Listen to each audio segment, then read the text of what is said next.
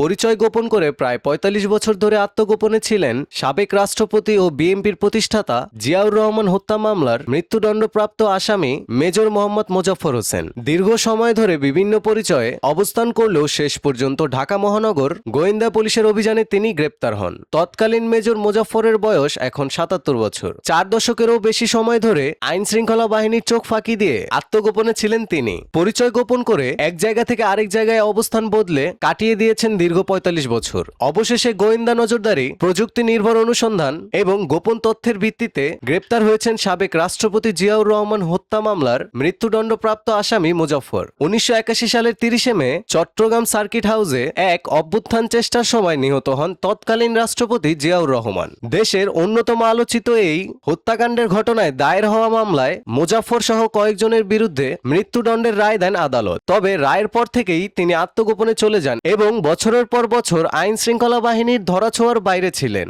তদন্ত সংশ্লিষ্ট সূত্র বলছে, গ্রেপ্তার এড়াতে তিনি বারবার নিজের অবস্থান পরিবর্তন করেছেন এবং পরিচয় গোপন রেখে সাধারণ মানুষের মতো জীবনযাপন করেছেন।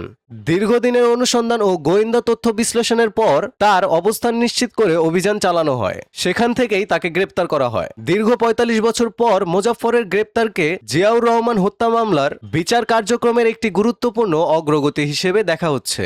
সংশ্লিষ্ট আইনি প্রক্রিয়া শেষে তাকে আদালতে হাজির করা হবে। দীর্ঘদিনের এই পলাতক আসামির গ্রেপ্তার নতুন করে আলোচনায় এনেছে দেশের অন্যতম বহুল আলোচিত এই হত্যাকাণ্ডের ঘটনাকে।